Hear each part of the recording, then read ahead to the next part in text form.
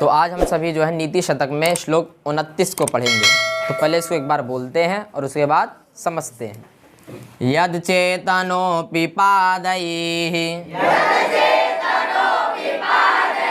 स्पृष्टः प्रज्वलति सवितुर्नकान्तः तत्तेजस्वी पुरुषः परकृतनिकृतिं कथं सहते। यह भी श्लोक जो है मान शौर्य पद्धति का है और इसका आर्या छंद है। क्या छंद है? आर्या। अभी इस श्लोक में भी जो है भर्तृहरि जी स्वाभिमान के बारे में ही बता रहे हैं। समझ गए कि नहीं? तो देखिए क्या कह रहे हैं। कह रहे हैं यद। यद मतलब जिस प्रकार। यद मतलब जिस प्रकार। समझे कि नहीं? आगे कह रहे हैं अचेतनः। क्या कह रहे हैं? अचेतन, जिसमें चित्त ना हो, जिसमें चेतन ना हो, उसको क्या बोलते हैं? अचेतन। ठीक है ना? जो सोच ना सके, कोई कार्य कर ना सके, अपने आप चल ना सके, ऐसे वस्तु को क्या कहते हैं? अचेतन कहते हैं, जिसमें चित्त हो ही ना। समझ गए कि नहीं? बात समझे? चित्त अर्थात मन, जिसमें यह सब ना हो, उसको क्या कहते हैं? अचेतन कहते हैं। तो वही कह रहे हैं यत् अचेतनः अपि मतलब भी। यत् मतलब जिस प्रकार, अचेतन होते हुए भी। कौन अचेतन है? तो कह रहे हैं इनकांतः। कौन है? एक मणि है जिसको संस्कृत में इनकांतः कहते हैं। उस मणि का नाम है सूर्यकांत मणि। समझे कि नहीं? क्या मणि के पास मन होता है? तो वो कैसा हो गया? अचेतन हो गया कि नहीं? तो वही भर्तृहरि जी कह रहे हैं अचेतन होते हुए भी सूर्यकांत मणि। कौन? सूर्यकांत मणि। और जब सवितुः, सवितुः मतलब सूर्य। ठीक है ना? सवितुः का अर्थ हुआ सूर्य की। और फिर कह रहे हैं पादैहि। क्या कह रहे हैं? यहाँ पादैहि का अर्थ समझना किरण। पादैहि मतलब किरण। एक पाद पैर को भी कहते हैं और यहाँ पादैहि मतलब किरण। सूर्य की पादैहि मतलब किरणों के द्वारा क्या हो? जब स्पृष्टः हो, छू जाने पर, जब सूर्य का किरण उस इनकांत मणि को क्या करता है? स्पर्श करता है। जब उस पर उसका प्रकाश पड़ता है तो मणि क्या हो जाती है? प्रज्वलती हो जाती है। तो वह भी जल उठती है। कौन? मणि। कौन सी मणि? सूर्यकांत मणि जल जाती है। कब? जब सवितुः पादैहि स्पृष्टः होती है तब। समझे कि नहीं? सवितु अर्थात सूर्य की किरणों के द्वारा जब स्पृष्ट अर्थात स्पृश, जब किरण उसको छूता है तब वह मणि क्या हो जाती है? वो भी जल जाती है। सूर्य को सहन नहीं करती। कौन? इनकांतः। तो जब एक वस्तु जो अचेतन है, जब उस पे सूर्य की किरण पड़ती है तो वह भी सूर्य को क्या करती है? प्रति उत्तर देती है। क्या करती है? प्रति उत्तर देती है कि नहीं? उसको भी उत्तर, उसका सामना करती है।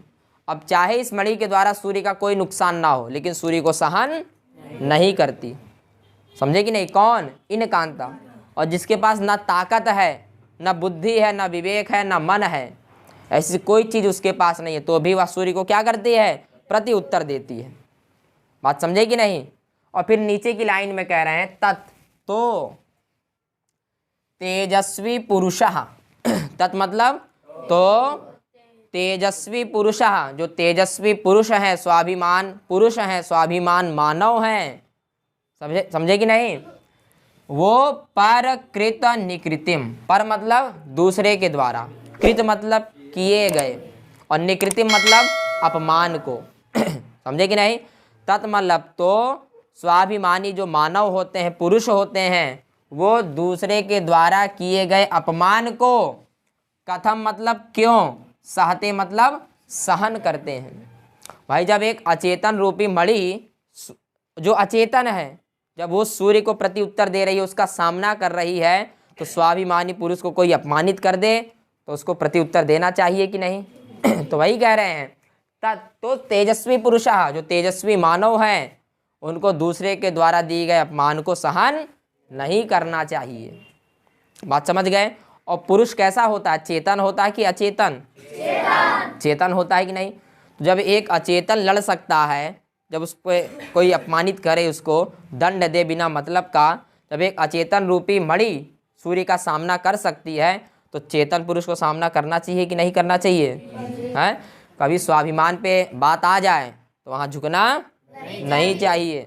महाराणा प्रताप जी थे, अकबर के सामने झुके नहीं, चाहे बेशक उनको क्यों ना जंगल में घास की रोटी खानी पड़ी हो। बात समझे कि नहीं? तो स्वाभिमानी पुरुष इसी तरह होते हैं भाई। जब अचेतन रूपी मणि नहीं झुक सकती सूर्य के सामने, किससे लड़ रही है? सूर्य से, जिसकी कोई क्षमता नहीं उससे लड़ने की, तो भी क्या करती है? जब किरण पड़ता है प्रति उत्तर तत्काल देती है। कौन? सूर्यकांत मणि। और कैसी है वो? अचेतन। और स्वाभिमानी पुरुष कैसा होता है? चेतन। और जब उसको दूसरे के द्वारा अपमानित किया जाए, समझे कि नहीं, स्वाभिमान पे बात आ जाए, कथम सहते, तो क्यों सहन करना उसको? समझे कि नहीं? उसको सहन नहीं करना चाहिए, नहीं करना चाहिए, तत्काल उसको क्या करना चाहिए? प्रति उत्तर देना चाहिए, डट के उसका सामना करना चाहिए। बात समझ गए कि नहीं? तो वही भर्तृहरि जी कह रहे हैं, यद चेतनोऽपि पादैः स्पृष्ट प्रज्वलति सवितुरिन कान्तः। यद अचेतनः अपि इन कान्तः, जिस प्रकार अचेतन सूर्यकांत मणि सवितुः पादैः स्पृष्टः भवति, सूर्य के द्वारा, सूर्य के किरणों के द्वारा जब किरणों से क्या होती है? स्पृष्ट होती है, छूती है। जब उसकी किरण उसको छूती है तब वह क्या हो जाती है? जल उठती है। समझे कि नहीं? तो उत्तर क्या दे रहे हैं, फिर क्या बता रहे हैं? तत्तेजस्वी पुरुषः परकृत निकृतिं कथं सहते। तो तेजस्वी पुरुषः, तेजस्वी मानव को, स्वाभिमानी पुरुषों को, परकृत निकृतिम कथम सहते, दूसरे के द्वारा दिए गए अपमान को क्यों सहन करता? उसको सहन नहीं करना चाहिए। बात समझ गए? और यह किस छंद में श्लोक है? आर्या। और किस अलंकार का है? दृष्टांत अलंकार है इसमें। समझ गए कि नहीं आप लोग? ये श्लोक आप तक पहुंच गया? तो कभी भी स्वाभिमान पे बात आ जाए तो वहाँ झुकना नहीं चाहिए। कोई हमारे देश को उल्टा कह दे तो ये स्वाभिमान की बात आ जाती है, तो वहाँ झुकना नहीं चाहिए। तो हमारे सैनिक कभी झुके नहीं। क्यों? क्योंकि उनको ये श्लोक पढ़ाया जाता है कि जब अचेतन मणि नहीं झुकी तो आप चेतन होकर कैसे झुक सकते हो। बात समझ गए कि नहीं? तो यह श्लोक आप तक पहुँच गया? तो बस आज के लिए इतना ही।